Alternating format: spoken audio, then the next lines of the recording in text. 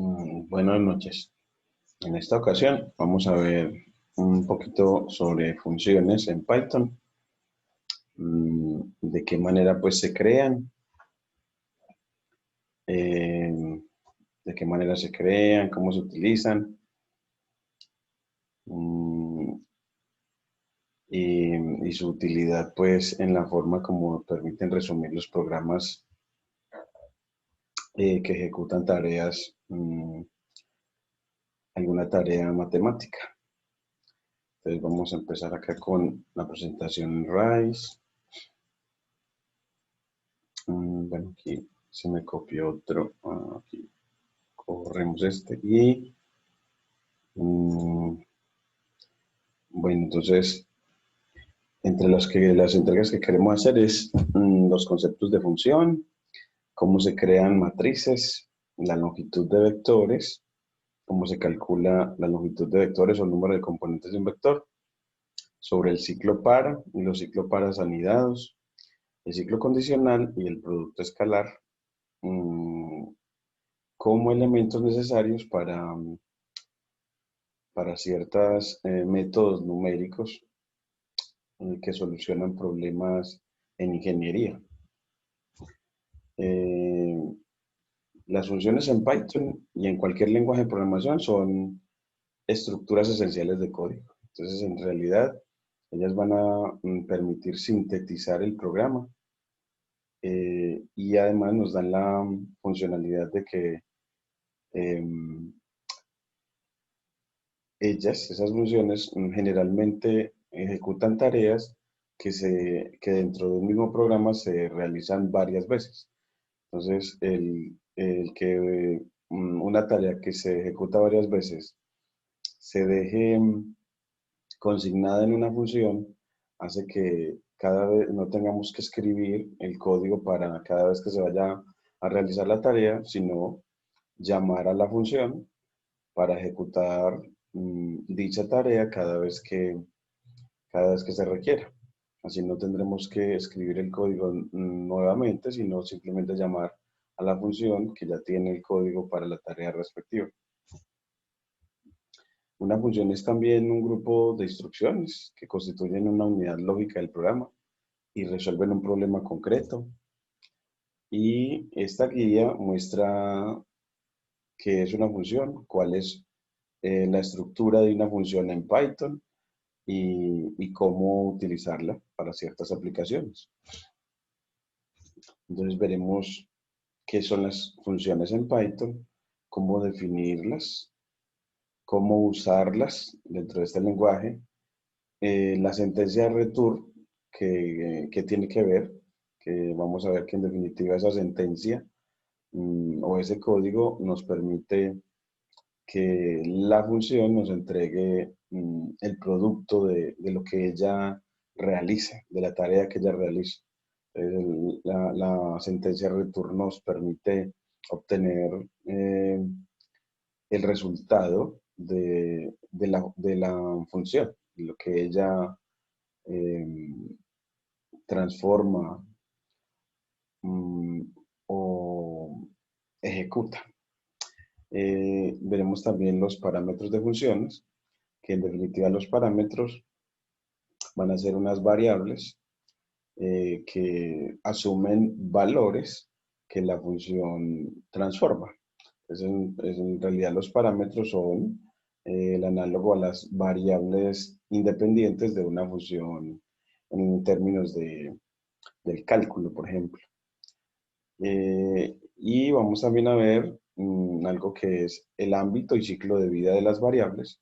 Entonces vamos a ver que, mm, si, que las funciones, las variables, pues, que estén dentro de una función, o que se definan dentro de una función, dentro de ese pequeño código, las variables que se definan dentro de la función, pues, mm, no se volverán a tener en cuenta fuera de ella. Es decir, que las variables que se requieran dentro de la función ya no se vuelven a considerar después de que la función es ejecutada. A no ser que la variable sea, la variable que se utilice dentro de la función sea global. Entonces vamos a ver esa diferenciación y a eso lo llamamos ámbito y ciclo de una función.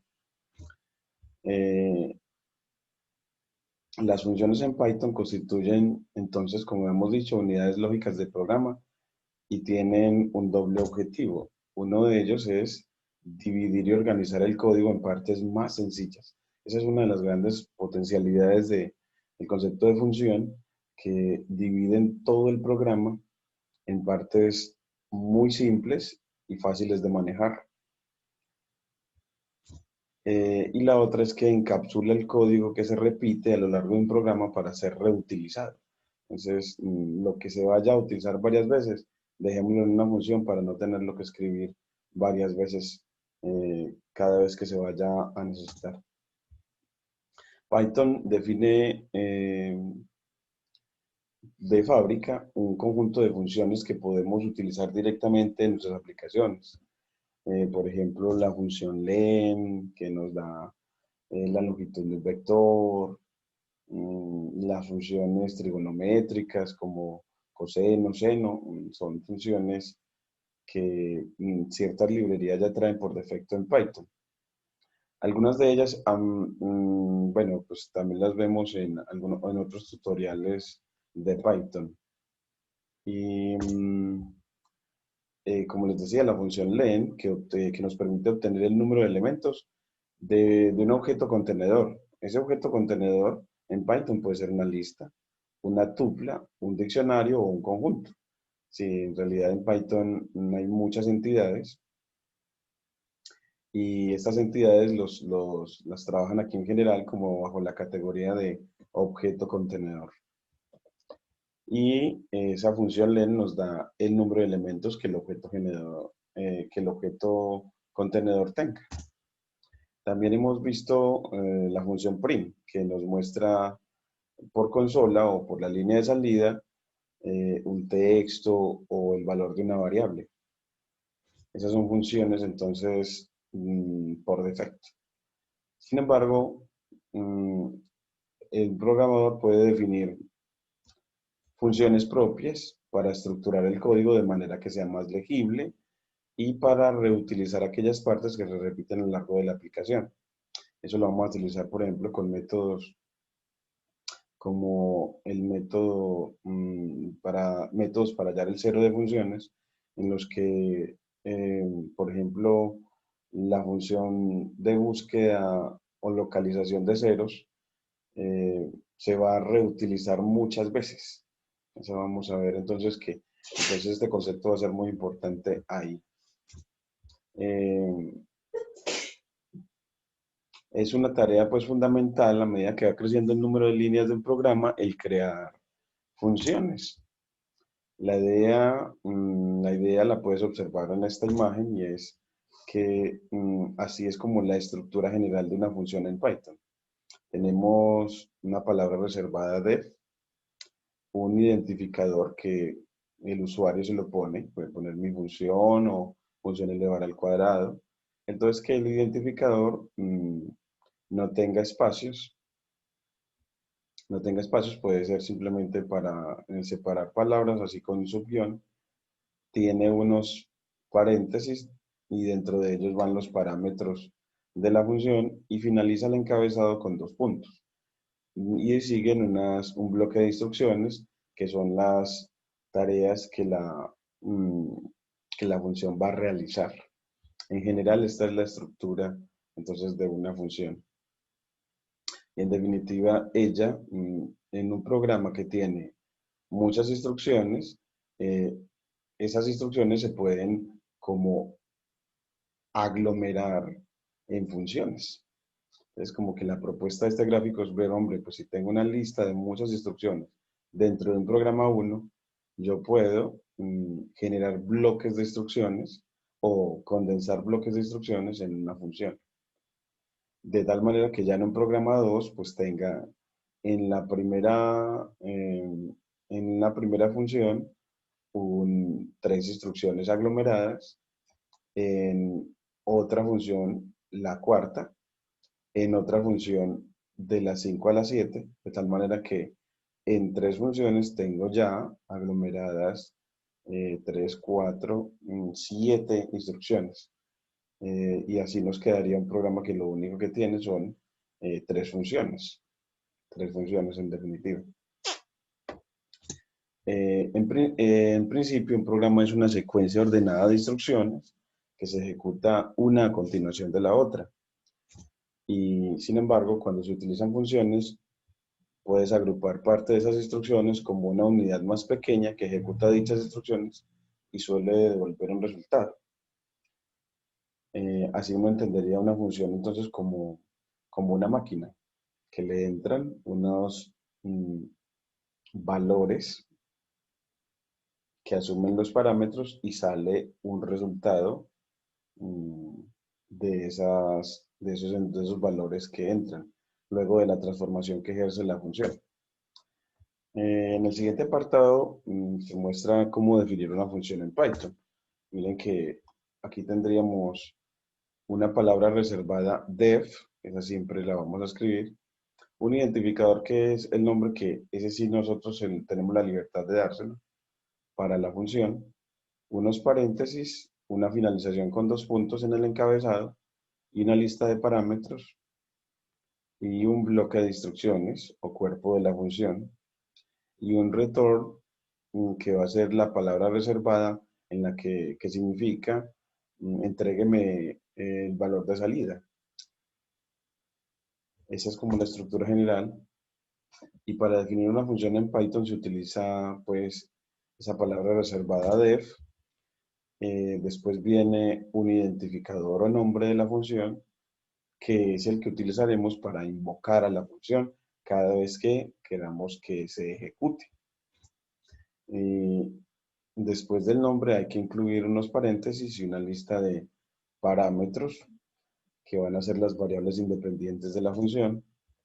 Y para finalizar la cabecera de la función se termina con 2 puntos.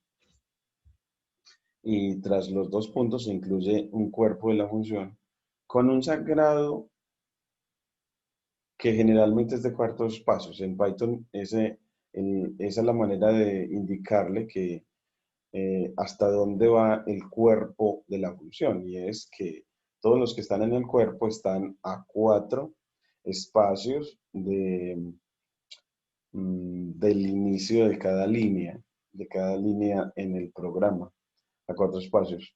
Y ya cuando se eliminan esos 4 espacios y empezamos a escribir de nuevo normal en el extremo izquierdo del programa, lo que queremos decir es que ya hemos salido del cuerpo de la función. Hemos salido del cuerpo de la función. En último lugar y de manera opcional se añade la instrucción con la palabra reservada a return para devolver el resultado de la función. Y así como una nota, pues tenemos que la primera instrucción de una función es un string encerrado entre comillas simples o dobles, y dicha instrucción se le conoce como docstring. Ese docstring es una cadena que se utiliza para documentar la función, es decir, indicar qué hace la función. Esa también es una manera porque es muy necesario recordar qué hace la función, eh, porque el código en sí mismo no lo dice. Entonces, como para hacer fácil la lectura de qué hace la función, se coloca ese docstring, que es una forma pues de indicar para qué sirve la función, para que el usuario que mire el programa pueda ver qué hace cada una de las funciones del programa. Ahora veamos cómo usar y llamar a una función. Para usar o invocar una función simplemente hay que escribir su nombre eh, como si fuera una instrucción más del programa. Entonces, se utiliza pues el nombre o indicador y entre paréntesis se colocan los valores particulares para los parámetros, los valores o argumentos. Eso sí, pasando los argumentos necesarios según los parámetros que define la función. Si usted definió 2 parámetros, entonces siempre tendrá que pasar 2 argumentos o 2 valores particulares cada vez que quiera ejecutar la función. Veamos eso con un ejemplo. por ejemplo, aquí vemos la función que multiplica por 5. Aquí entonces escribimos def, la palabra reservada, el nombre para la función, un nombre que indica qué es lo que ella hace, multiplicar por 5, y un parámetro que lo llamamos, lo podemos llamar número o como queramos, puede llamar de otra manera, y finalizamos con 2 puntos. Y luego en las instrucciones pedimos, bueno, imprima en formato, imprima esto, que el número que me den multiplicado por 5 da el producto del número por 5. Esa es como ya la función. Y acá pues podemos simplemente cortar esta línea para después de ejecutar esta función, cuando le doy Shift Enter, lo que hago es que el programa suma la creación de la función. Y cuando ejecuto esta línea, voy a cortarla. Cuando ejecuto esta línea, print, le digo print comienzo del programa, pues él no me imprime eso que le pedí que hiciera, que le pedí que imprimiera esta cadena de caracteres que dice comienzo del programa. Luego, siguiendo, voy a decirle, bueno, imprima la palabra siguiente. Entonces, aquí corto y le digo que la ejecute. Y él me, me ejecuta eso que estoy diciendo. Luego le digo que llamo a la función. Entonces, aquí, al llamar a la función, si al decirle que ejecute, miren que para llamar a la función escribo su nombre y el argumento. Como nada más pide uno, bueno, pues entonces le doy cualquier argumento, un número que yo quiera multiplicar por 5, por ejemplo, 4. Si ejecuto, pues ella me dice, bueno, pues él dice, pues 4 por 5 es igual a 20, porque yo lo que le pedí fue que mm, imprimiera el mensaje, el número dado por 5 es igual a, y aquí le estoy diciendo, ejecuta ese producto. Pues es una forma de imprimir bastante interesante que se puede hacer para que muestre efectivamente que el producto de 4 y 5 es 20. Y por último, pues decirle que imprima fin para que él ya termine mostrando lo que queríamos. Entonces aquí este es un ejemplo de crear una función con un solo parámetro y cómo ejecutarla. Ya luego iremos, bueno, veamos que entonces esa función multiplica por 5 define un parámetro llamado número, que es el que se utiliza para multiplicar por 5. Y como pudimos ver, el programa comienza su ejecución en la línea 4 y va ejecutando las instrucciones una a una de manera ordenada. Sí, miren que mm, tenemos primera línea, el encabezado de la función, segunda línea, el bloque de instrucciones, tercera línea, imprimir comienzo del programa, y él ejecuta esa tercera línea en realidad. Ejecuta primero imprimir el comienzo del programa, luego la cuarta línea, luego multiplicar por 5 y así. Entonces, en definitiva, el programa empieza ejecutándose es con la impresión de la palabra comienza el programa, luego con la palabra siguiente, luego donde se le dice ejecute la función y luego con imprimir fin. Entonces, en definitiva, mostramos cómo funciona la máquina, cómo funciona para trabajar con el concepto de función. Miremos aquí. Ahora, cuando se llega a la última instrucción de la función, el flujo del programa sigue por la instrucción que haya a continuación de la llamada de la función.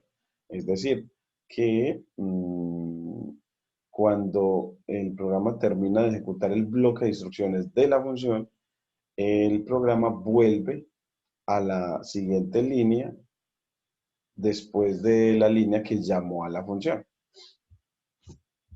Y ahora vamos a poner, bueno, qué diferencia hay entre parámetro y argumento. Y es que cuando tenemos la función, en este caso la función multiplica por 5, lo que ponemos entre paréntesis inicialmente cuando creamos la función es el parámetro. Y cuando nosotros queremos ejecutar la función en la que escribimos su nombre y luego entre paréntesis el valor particular del parámetro, a ese valor particular del parámetro lo llamamos argumento de la función. Entonces, el parámetro es el que utilizamos para cuando creamos la función y el valor particular del parámetro lo llamamos argumento de la función. Y leemos, en este caso, cuando escribimos multiplica 5 evaluado en 7, decimos se llamó o se llama a multiplica por 5, a la función multiplica por 5, con argumento 7. Podemos llamar, ahorita lo llamamos en el ejemplo se llamó a la función multiplica por 5 con argumento 4. Y así obtuvimos el resultado 20. Y la sentencia return, que no la hemos utilizado en el ejemplo anterior, no se utilizó.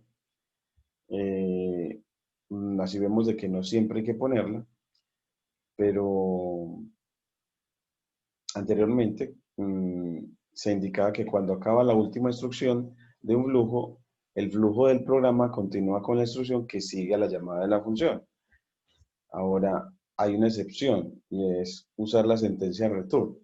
Return hace que termine la ejecución de la función cuando aparece y el programa continúa por su flujo normal. Entonces, miremoslo. Y además, return se puede utilizar para devolver un valor. La sentencia return es opcional, puede devolver o no un valor y es posible que aparezca más de una vez dentro de una misma función. Eso también es bastante importante. Y vamos a mirar aquí varios ejemplos. Miremos cuando return no devuelve ningún valor. Para eso vamos a ver esta función que se llama cuadrado de par. Entonces es una función que si le entra un número par, pues calcula su cuadrado. Y si le entra un número impar, pues no hace nada. Es una función definida muy curiosa porque entonces tiene un ciclo condicional para evaluar si el número que le entran es par o no. Entonces, y está estructurada de esta manera, mira. La palabra reservada def, el nombre o indicador de la función, cuadrado de par, y el parámetro número. Finalizamos con 2 puntos. Luego, si el número que entra, su residuo con 2, el residuo de dividirlo, el residuo que resulta al dividirlo por 2, no es 0, que no es 0 significa entonces que el número es impar, entonces lo que va a hacer es simplemente return, es decir, no haga nada. Queriendo decir que si el número no es par, entonces no haga nada. Y en caso contrario, eso sería el else, imprima el cuadrado del número. Imprima el cuadrado del número, eso es lo que está calculando en esta línea. Imprima el cuadrado del número. Y mira, entonces ya con eso pues termina la función. Aquí podemos cortar esta línea y pedir que nos ejecute la función para que la asuma su creación. Y ahora escribimos,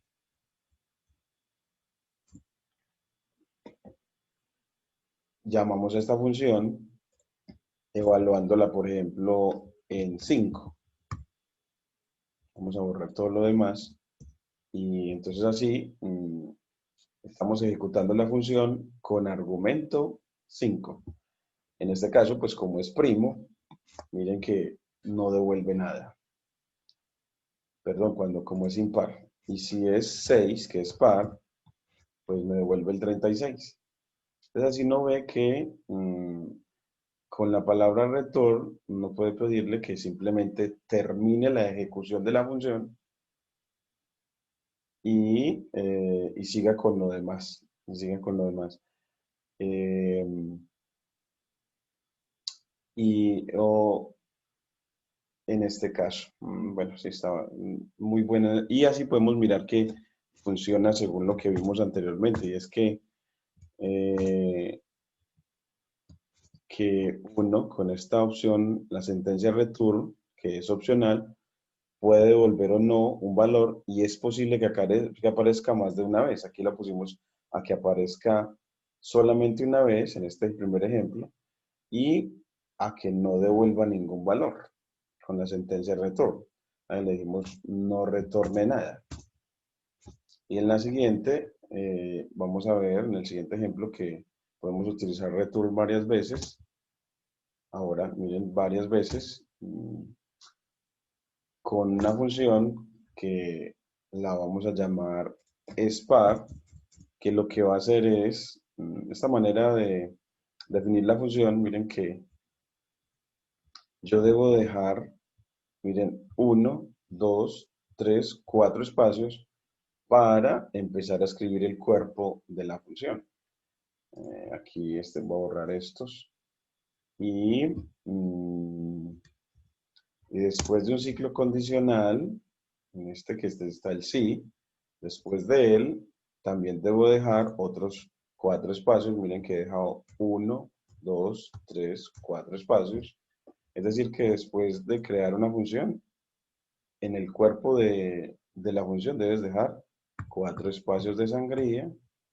Y después de un ciclo condicional como if, debes dejar también en el cuerpo del ciclo condicional 4 espacios, uno, 2, 3, 4, para dar las instrucciones que corresponden al cuerpo del ciclo condicional.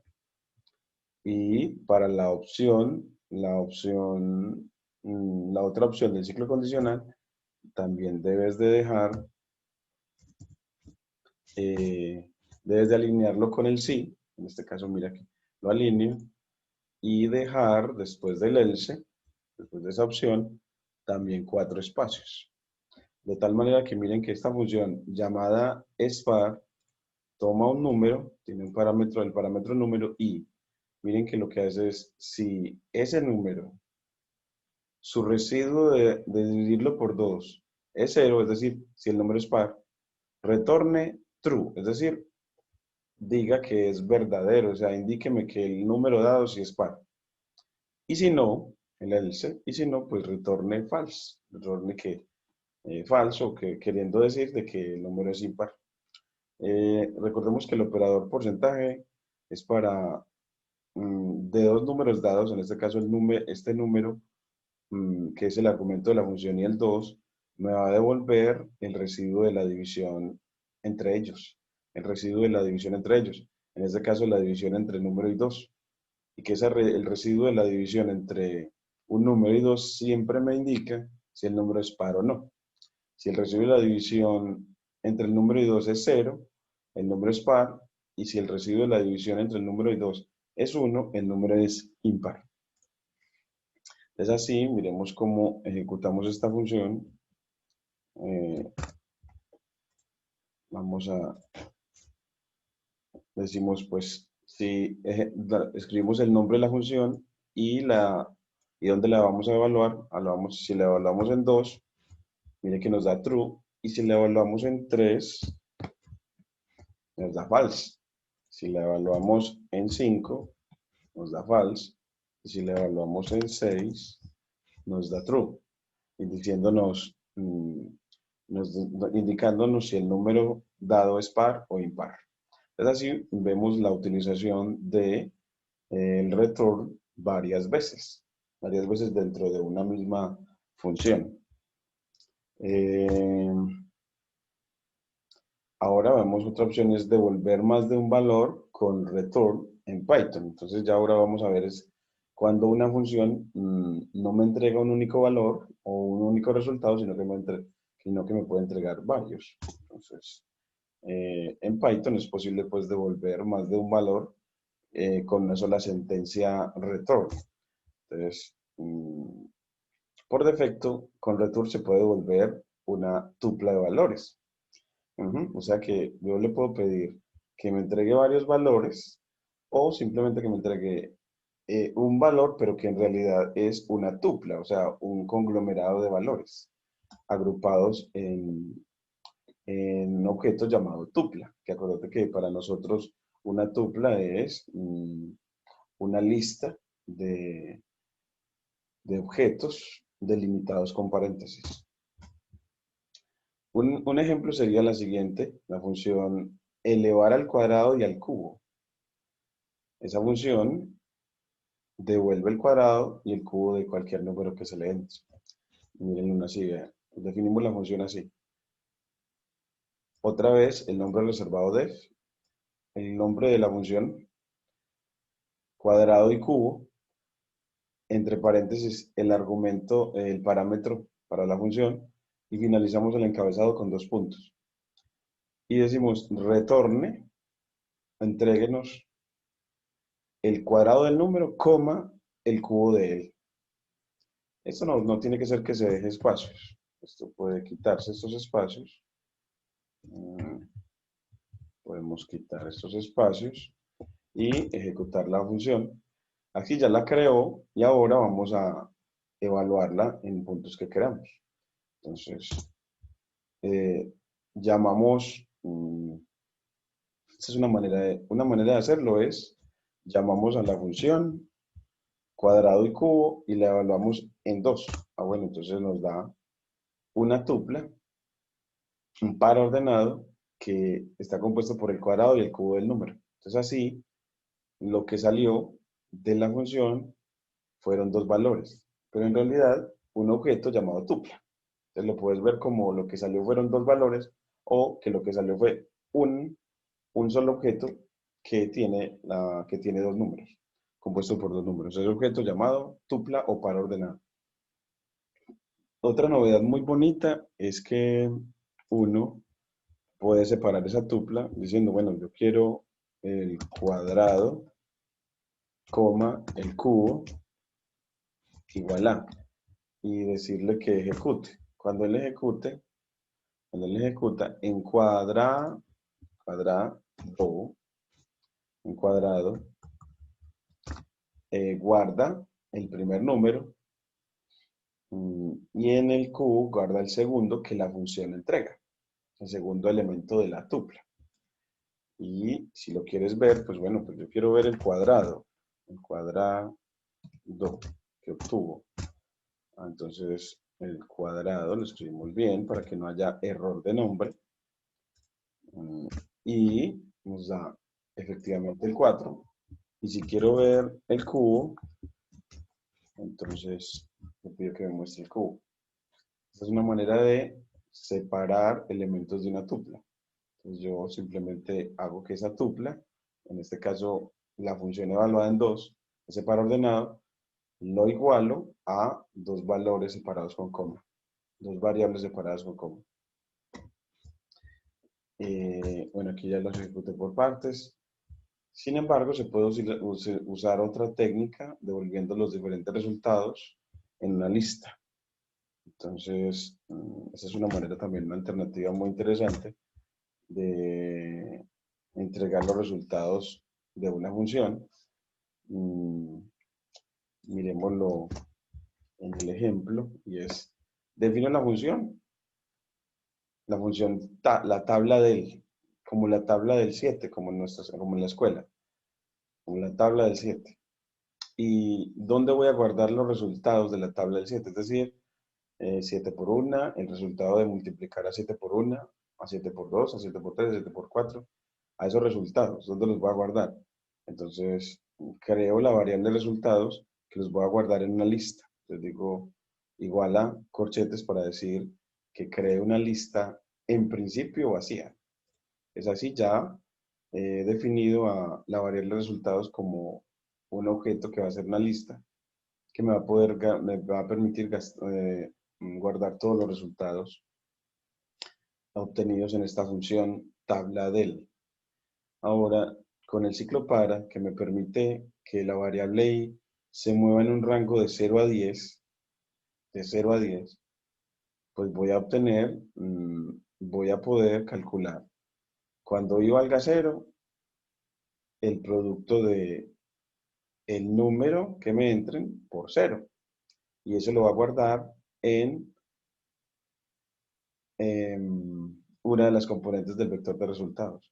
Entonces, cuando I valga 0, la primera componente de la lista va a ser el producto de, si es la tabla del 7, 0 por 7. Cuando I valga 1, el siguiente resultado va a ser ese 7 por 1. Y así sucesivamente, mm, el ciclo para lo que me va a permitir es uno a uno ir calculando esos productos y uno a uno ir guardándolos en la lista, en la lista. Entonces, el ciclo para me va a permitir ir calculando uno a uno, moviendo una variable y desde 0 hasta 10. El que aquí pongamos 11, con el operador range, nos va a permitir es tener unos valores de I que empiezan en 0 y terminan en 10. Si aquí lo hubiéramos puesto 12, que terminan en 11. Y el operador append lo que va a permitir es que el producto del número por I se va a guardar en el vector de resultados, en la lista de resultados, después del último que haya creado. De ahí el end, después del último que haya creado. De tal manera que va poniendo valores a la derecha, nuevos valores a la derecha en esta lista. Y ya return, con return le decimos muéstrame los resultados después de que los calcule. Entonces acá esta función es bastante interesante porque tiene el ciclo para, que nos genera es unos números que van cambiando en un rango dado, en un rango indicado. Y ahora miremos, ejecutemos esta función y miremosla funcionar. Entonces yo le digo, bueno, yo quiero la tabla del 7, como les había dicho. Bueno, pues voy a hacer que me muestre ejecutar la función tabla del 7 y él me muestra en una lista la tabla del 7, es decir, los resultados de multiplicar a 7 por los primeros 10 números naturales, que usualmente en la escuela multiplicamos hasta 10, generalmente hasta 10. Miren que está 7 por 0, 7 por 1, 7 por 2, 7 por 3, 7 por 4. Está todos. Si quieres la tabla del 3, aquí tienes la tabla del 3 y en la que siempre causa como mucho dolor, que es la del 6, o la tabla del 8, que también causa dolor. Ahí está, muy bonita. Entonces, esta es una función bastante buena. Ahora, eh, bueno, ya yo creo que hasta aquí. En la próxima entrega les mostraré algunas otras características que tienen las funciones, pero hasta aquí tenemos cómo se crean, cuál es su estructura eh, y su importancia pues dentro de un programa en Python. Muchas gracias.